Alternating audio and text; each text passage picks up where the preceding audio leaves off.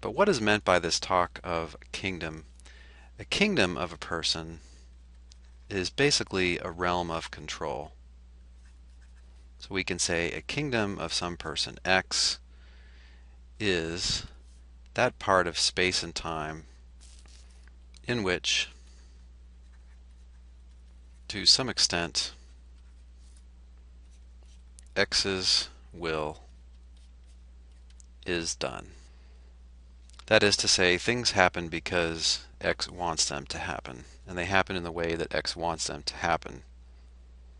The idea is that everybody has a kingdom, everybody has a realm of personal control, and the earth is full of overlapping kingdoms. You have a kingdom.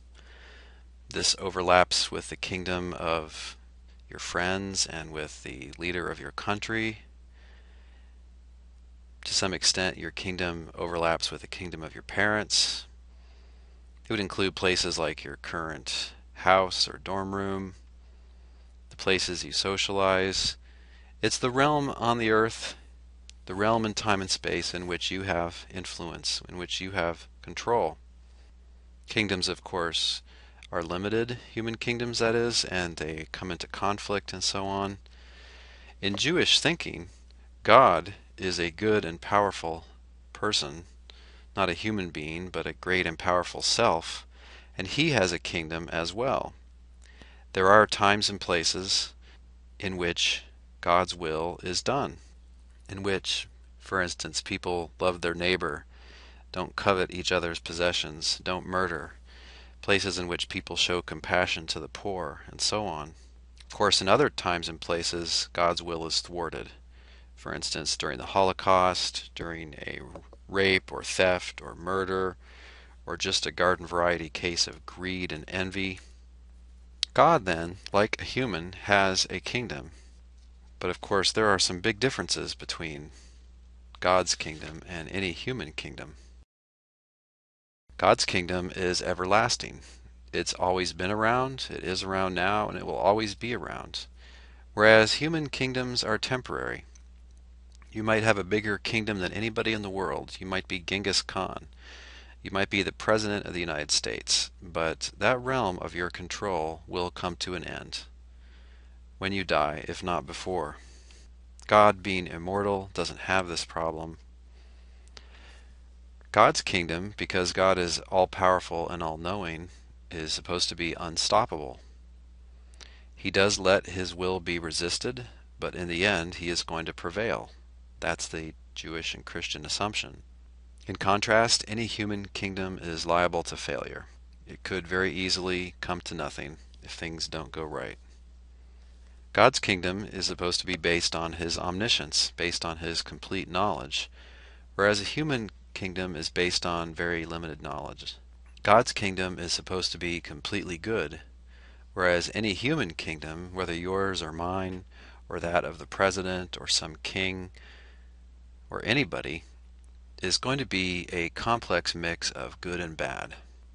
This realm in which we get our way, sometimes our way involves what's right and good, sometimes our way involves what's wrong and what's evil. Let's ask now, why would being in God's kingdom, that is, why would having one's own kingdom be assimilated into God's kingdom, or, more simply, just being a friend of God, why would that make your life a good one? Why would it make you have a happy life? Why would that guarantee that you're well off?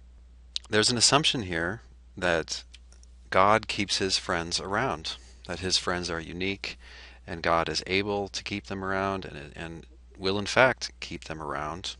Jesus, like many but not all ancient Jews, believed in a universal resurrection coming in the future where God will raise from the dead everybody who has ever lived, and the ones he wants to keep with him, he will keep with him. So why would this make you well off if your life is in God's kingdom?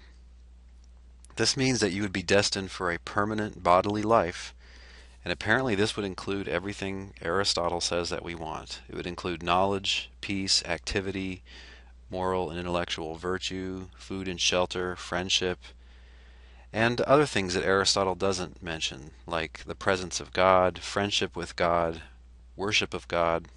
Secondly, you would be devoting your life to what is a truly beneficial project, something which is wholly good, something which will definitely succeed, something which will not end up doing more harm than good. Contrast that with the case of communism.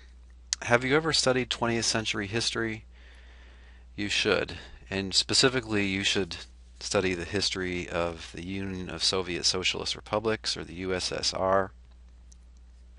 You should study the history of communism in China and Cambodia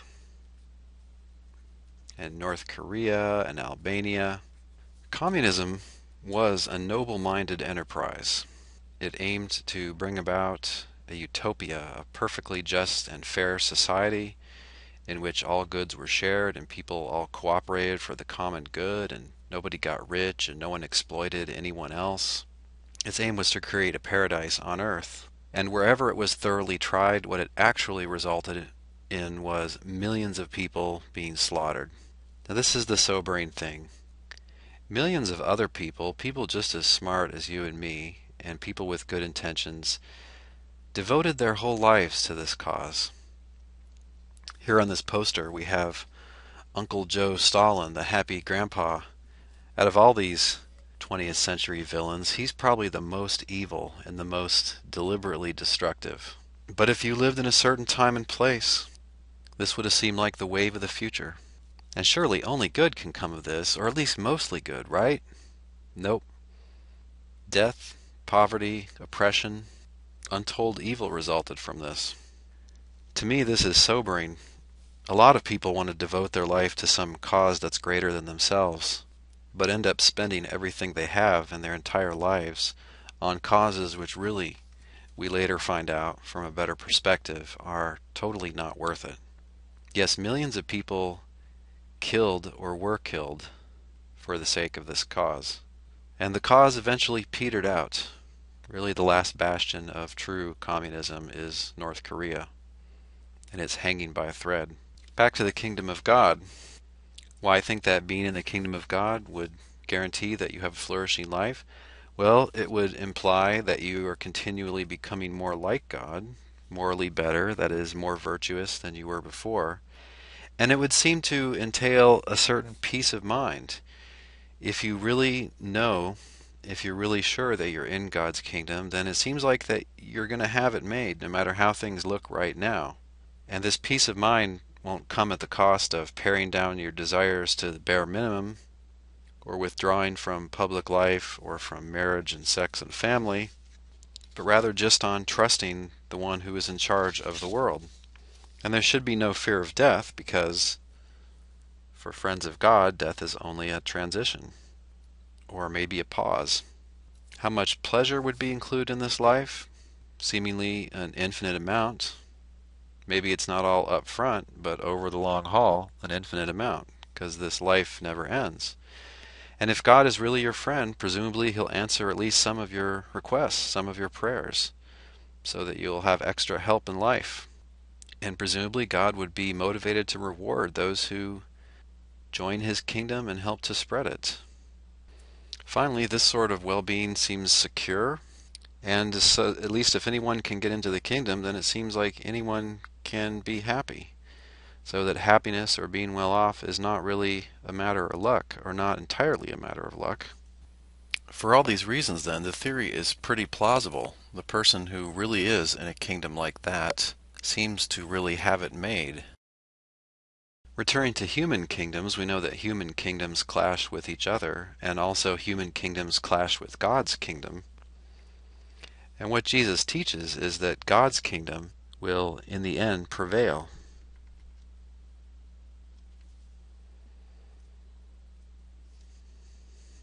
God will assimilate all the human kingdoms that He can, which presumably will not be all of them. The ones He can't assimilate, He will destroy at some future date. That concludes then our exposition of Jesus' divine kingdom theory of human happiness. In the last and final segment, we'll consider 5 objections to this theory.